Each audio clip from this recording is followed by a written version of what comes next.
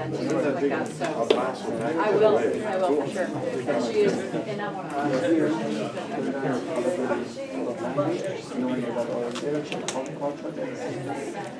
There, perfect. Terrific. Let me introduce our, again, with a very short introduction, our next speaker before we break for lunch. And again, you'll please have a chance and take advantage of it to interact with and talk to not just each other, but certainly to the speakers. Our speakers don't need to eat lunch. They're fine. They'll start to look at Carl's going, what? But you can also, please do peg us around lunch and ask us any questions that you'd like to as well. I couldn't have planned better in the sense that this worked out well in terms of the segmenting here of our line of speakers. One of the other hats that Carl Black wears, he's not working on multiliteracies and language culture, is the director of Choral, as I've mentioned before. And please do check out their website and look at all the amazing things they have. The Center for Open Education and Language Learning, resources and language learning, is a great segue into our next speaker, because her talk today on textbooks today, beyond text, beyond book, is precisely looking at the movement away from, aside from the traditional notion of the print textbook between two covers, and what we are using and looking at today in the 21st century is a very different thing from the textbook I used both as a student myself and in my first years of teaching. So let me get right to it.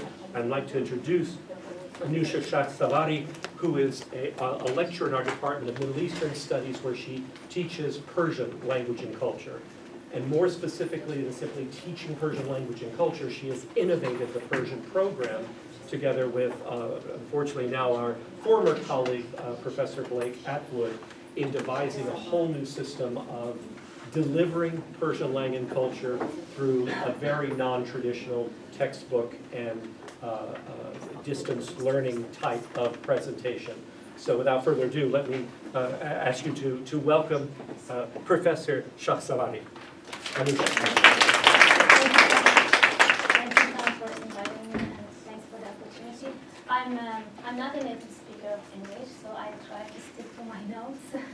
I don't want to go around and say things that I shouldn't and get more time. So thanks everybody for being here. My presentation is a little bit different. I will bring my stories to the table too. In this presentation, we will explore a few questions about textbooks that can help us to choose an appropriate language textbook for our classes, or help us to better use the textbooks that are chosen for us. I hope to do this by sharing some of my own experiences in developing my textbook version of Iran Today, and by hearing about the challenges you face in developing or using language teaching materials in your classroom. The presentation will be in 3 sections.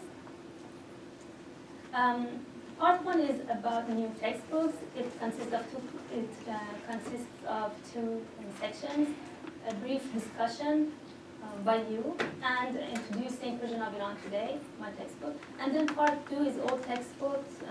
In this section, I will talk about my experience with old textbooks and how they worked for me. And we will have a brief discussion section here as well.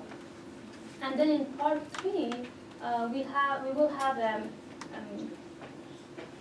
brief conclusion, actually. And this time, we will mainly discuss the textbook, and you will discuss the textbook, and you will try to evaluate your own textbook if you have any.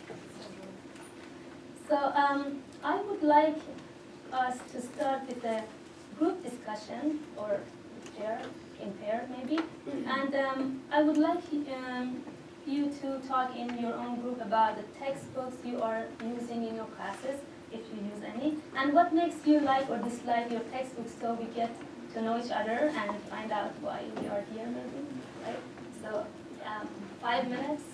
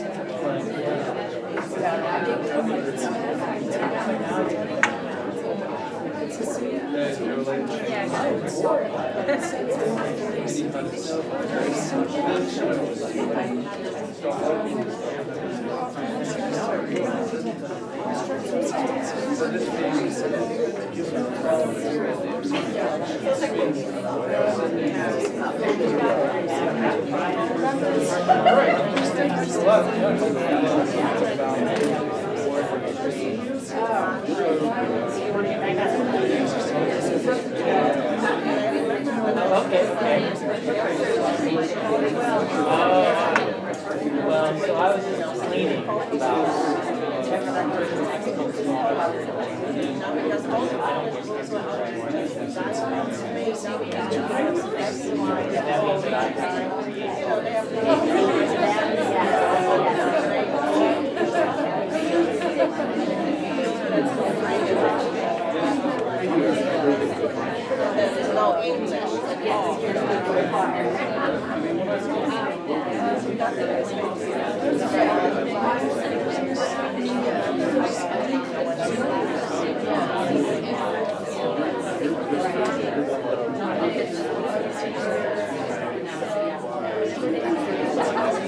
So let's stop here. It's okay, and move forward. So now we have an idea, right, what we're going to do. But having the language textbook is probably the first thing, right? Someone would talk about later. I really want you to share some of the stories loud, but I don't think we have the time. But we go back to this at the end of the workshop, so this presentation. So you will have much more time there. Having a language textbook is probably the first thing someone who's planning to start learning the second language would think of, although these days a language learning CD or YouTube videos or traveling are other options for those who would like to start learning a language with just being exposed to the language. Starting to learn a language officially and under supervision is almost impossible without no textbook, especially for higher education and for institutions, right, for administration. As you noticed, we talked about starting learning the language, not learning the target language in higher level. This is because as we go higher with the language learning, the learning is highly dependent on how the class schedule and homework assignments and materials are designed to get the task done, as Carl said. And since we mostly use authentic materials for higher level, language textbook can be irrelevant. For example, I don't use my textbook after my students have completed about 15 credit hours. And as opposed to years ago when we had 6 volumes for one textbook. Right? But to answer the question of do I need a language textbook for class, I would say yes if they, as Jackson Richards says, they provide structure and a syllabus for a program, well, in lower level. We are talking about lower level. And they help standardize instruction, they maintain quality, they provide a variety of learning resources, they are efficient, they can provide effective language models and input, they can train teachers, and they are visually appealing. But the textbooks comes with limitations, including they may contain inauthentic language, they may distort content, they may not reflect students' needs, they can de-skill teachers sometimes, and they are expensive. I would like to start talking about Persian of Iran today, probably the reason I'm invited, thanks to Tom, to share my experience with you today. As language teachers, we all know how language textbooks have tried to follow the latest trends, right, in language pedagogy in order to serve students' needs and be able to compete in the market. And the textbooks claim to do so. But we won't be able to evaluate these claims fully unless we look in depth into at least one unit. And that is the reason I decided to go through one unit of the textbook later. So when we will later talk about all textbook, we have a basis for comparison. Let's look at this textbook.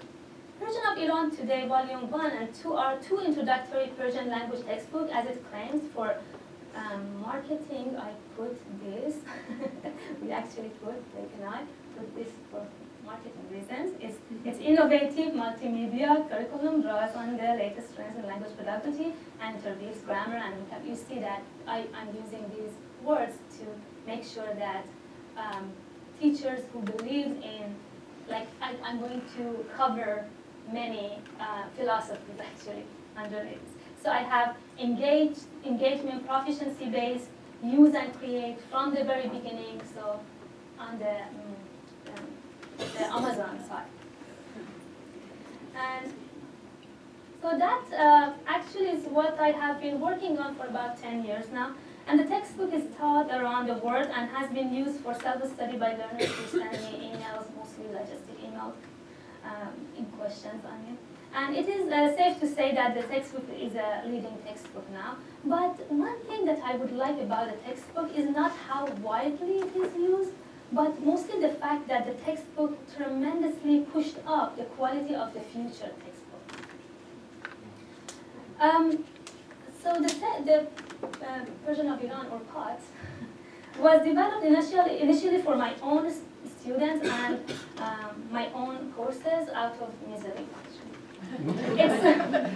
Its popularity was a byproduct. Now it is purchased through Amazon and can also be printed for free through its website. The book was free since the beginning, and this is a decision I made, which I will never regret, because first I received a grant to do it, and second I was able to upload the materials since I started developing the textbook. And I didn't have to wait for a few years to finish everything first. I was also able to constantly make the required changes and replacements. So the website has been used since day one, and my co-author mainly, Professor Atwood, mainly has been helping me with English support I needed all the time. And the website not only hosts the PDF files of the textbook, but all of the audio and video files on the right side, and again can be accessed for free. Now I would like us to look at one unit in the textbook to see what elements this textbook has. So when we will later talk about our textbook, we have a basis for comparison. First, I should say that the materials in the textbook is culturally loaded, heavily culturally loaded. And when I talk about this unit, I would like you to pay attention to the important role of speaking activities in the textbook.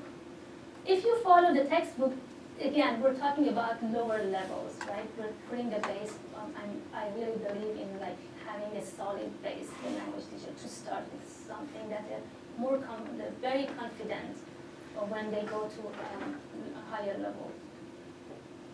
If you follow the textbook, the class time will be spent on activating what students learn at home. So we never have students do something that they can do at home.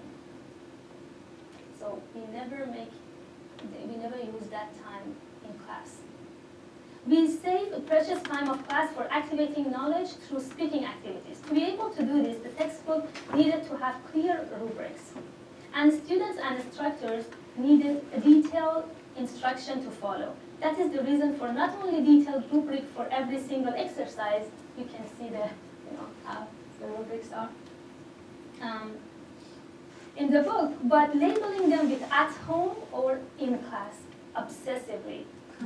And later a very detailed class schedule which also contains homework assignment and a very detailed syllabus that includes the details of assessment. As you noticed, I cannot talk about textbook without mentioning all other factors of the curriculum. So this is not by itself. But let's go to our unit. I'll try to cover some of the some things that the unit actually has.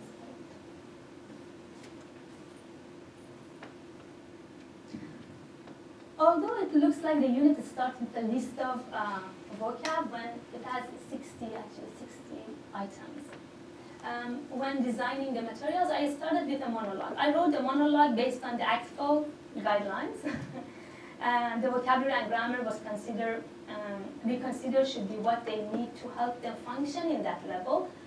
And if the narrator talks about her school and at some points she needs to use the word research, for example, we use it even if it's not in our preliminary vocabulary or the high frequent. It's not doesn't have high frequency.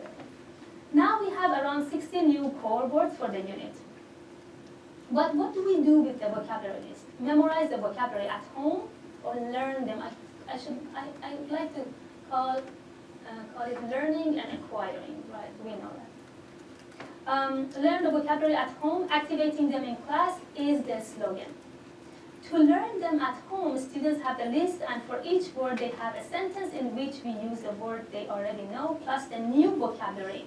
So they are expected to know the sentence they listen to, and then there's a new set of sentences they listen to and need to write down.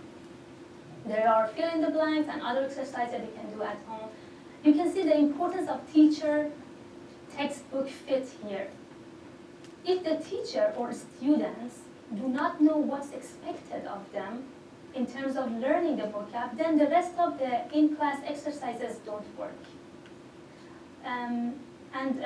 The students and teachers are frustrated. So something that I always tell my students is that whenever you do something at home, you make sure that you know why you're doing that.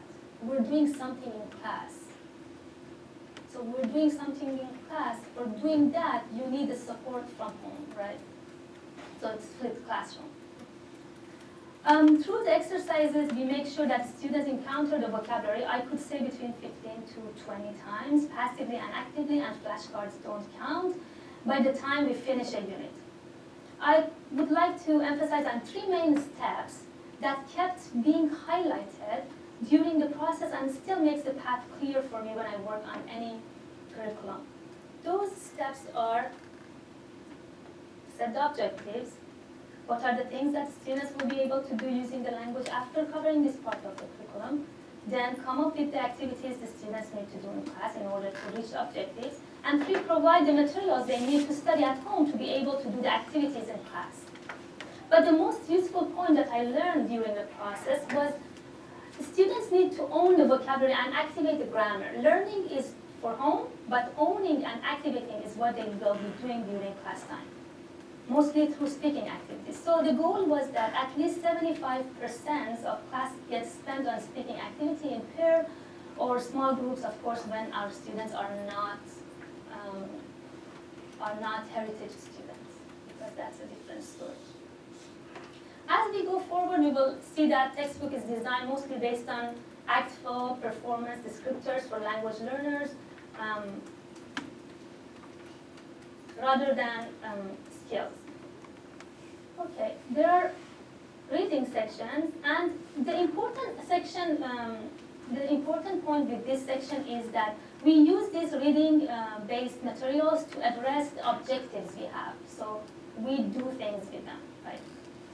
And we have authentic materials here related to vocabulary for enhancing reading strategies, of course, and cultural awareness. They're heavily loaded with culture, and semi-authentic materials for reading comprehension and activating vocabulary. This is important because not all of our materials are authentic, and I use elaboration and modification instead of simplification for this section. But let's go to the next slide. So grammar is very interesting. Grammar doesn't organize the lesson. We talked about doing things at home, right? They do the grammar at home. I never lecture on grammar. It is it's at the service of other skills and functions. They are presented inductively, and they are activated through flipped approach. So we use speaking activities to activate the grammar. So as you can see, it's presented actually in English. It's not in Persian. So, and I don't, they bring their problem maybe to class, which is very limited, but I never lecture on grammar. They find out themselves what the grammar, for example, this is imperative, right? And then when they come to class, we have speaking activities here that they do to activate the grammar. And so many textbooks start off with a strong emphasis on grammar, giving you a list of verb conjugation, at least for Persian it was the case, or explaining different tense. The truth is you don't need this level of detail when you first start a new language. And research shows that the more complicated grammar cannot be acquired through explicit instruction. So why should we waste our limited time on what our students eventually in best case scenario will know but cannot use? So the writing in paragraph is emphasized, of course, in this level, and the topics are directly related to the vocabulary covered. Writing is considered as a process, and feedback and correction is the main part of the process. In fact, 5% of their final grade is homework correction, which mainly addresses writing section.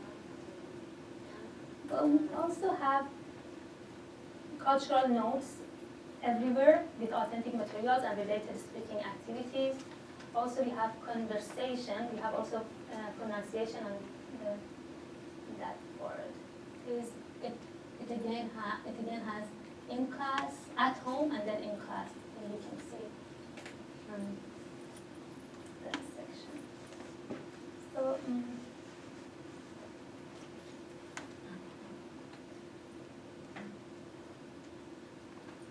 Conversations related to the functions are here and there.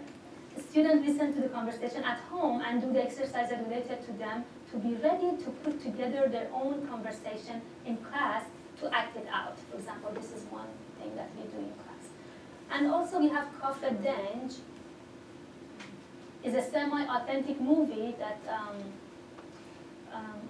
I did in Toronto.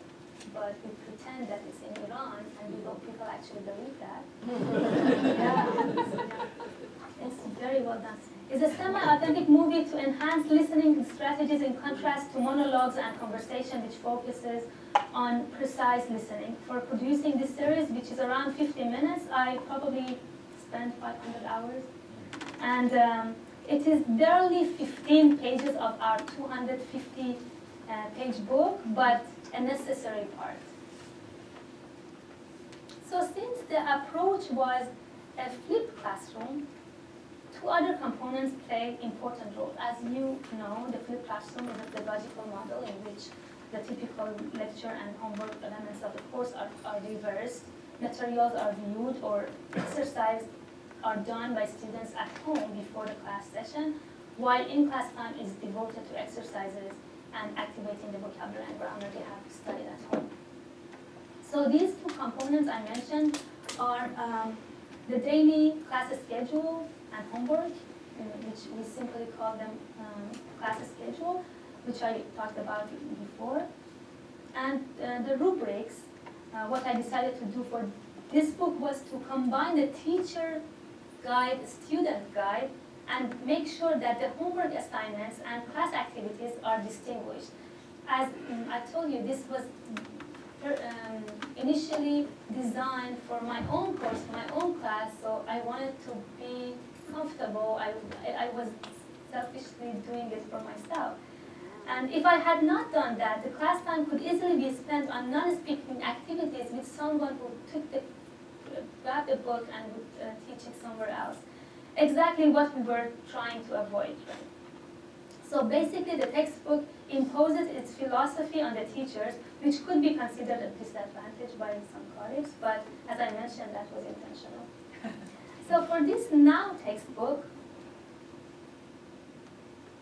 the emphasis was not to covering the 4 skills, but rather designing the materials in such a way that helps us reach the clear objectives defined by proficiency guidelines. So the textbook, along with the multimedia resources, is the centerpiece of the curriculum. And the curriculum includes the syllabus, the class schedule, daily homework assignments, daily lesson plans, daily assessments, cultural portfolio, skits and presentation, projects, and etc. So what I'm trying to say is the textbook cannot work by itself. It must be a part of a big dynamic picture. Even for lower level, we can't just rely on textbook now. For higher level, the textbook sometimes is completely irrelevant. To elaborate on that, I used that first volume for my heritage student a few years ago when our department had not changed its policy on mixed classes. We have mixed classes now. And the way I used the textbook was totally different from how I used it for my non-heritage class. My heritage class was mostly project-based, and the textbook was mostly the source of writing and reading support. And it was the class schedule and other parts of the curriculum which determined how to use the textbook. So let's go to the old textbook. Yeah. You relate the images to what I say. Now, yeah, I would like to go back to my own experience as a teacher and materials developer and tell you more about how I eventually ended up developing this textbook, or how all this started. When I was in my 20s, I had a dream. My dream was making learning Persian possible and easy for the people who are eager to do so. My motivation was coming from my challenges in learning English during my high school and undergrad education, and my frustration with my professors. To fulfill my dream, first I had to equip myself with the knowledge. That's why I chose to do my master's in teaching Persian to speakers of other languages. This was around 15 years ago at Shiraz University in Iran. My first student was introduced to me and my classmates during our second semester. But the fact is, my major back then was very new in Iran, and we actually didn't have a professor who had graduated in the field. We would have to take courses from 3 departments, foreign languages, linguistics, and Persian literature. What were we supposed to do with this student? The professor didn't tell us because he had no idea what the answer was. His specialty was comparative literature, and he happened to be the chair of the foreign relation office at our university. We had to connect all we knew to create a curriculum for this student, and we were at second semester, so we did not get to choose the textbook because we didn't have that power. He chose the textbook for us. And even if we could, I'm not sure if I was capable of doing so, because it took me a few years to be able to evaluate the textbook within a few hours. We had to teach Persian with a book assigned to us, but who was the student? One student. The student was an undergrad who had been admitted by our university for a chemistry major. He was from an Arab country, African Arab country. So he knew the alphabet, but he didn't know Persian. Persian is an Indo-European language that uses Arabic alphabet, while Arabic is a Semitic language. The professor gave us this textbook called Persian Crash Course. And as the author had claimed, it was written for people who happened to live in Iran for a few months, and they wanted to learn basic Persian in a few weeks without learning the alphabet. And it had a function, notion, syllabus. So everything was in Roman alphabet. The professor was right about the basic needs and learning Persian fast, but basically we were not even taking advantage of what our student could benefit from, which was the alphabet. I had no idea what I was doing for a few days, and later I was sure that I'm doing whatever I'm doing is wrong. Then I transcribed the whole textbook back from Roman alphabet to Persian, or Arabic alphabet for my student. And as a grad student, I didn't have the power and courage to switch to another textbook. So I would like to skip talking about the result of that crash course and ask you to discuss in your group whether you have the option of choosing your textbook. And if yes, how would you make this decision? What do you look for in a textbook? What do you look for in a textbook?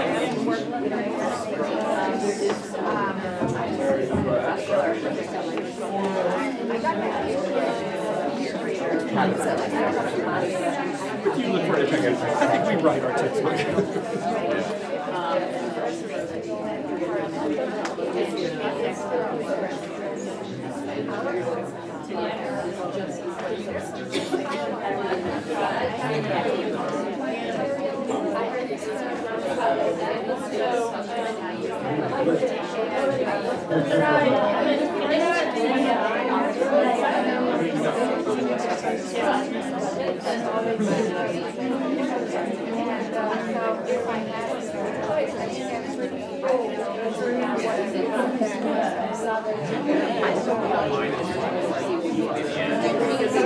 Ed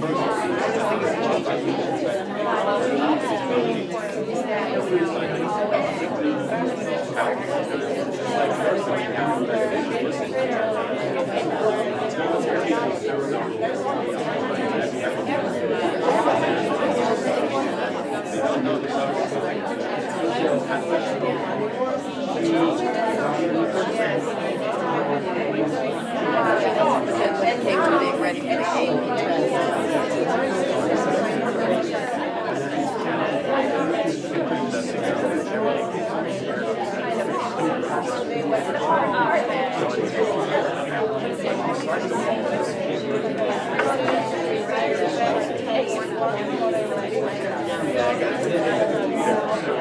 But she enjoyed her experience.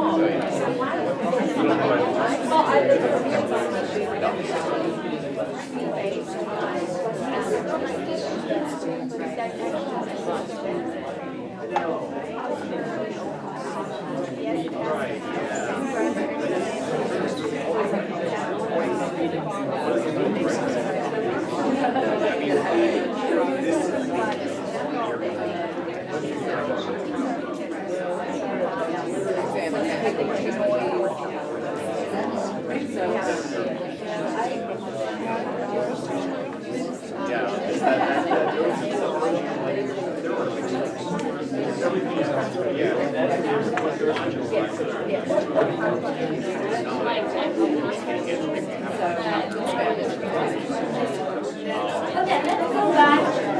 And hopefully I'm trying to save some time for the end of the presentation so you guys can have actually evaluate your unit maybe. Before I go to the next part, I would like to mention that this is the version of Iran today is an open educational resource. So if you go and click, like if you search Google version of Iran today, you will go to the website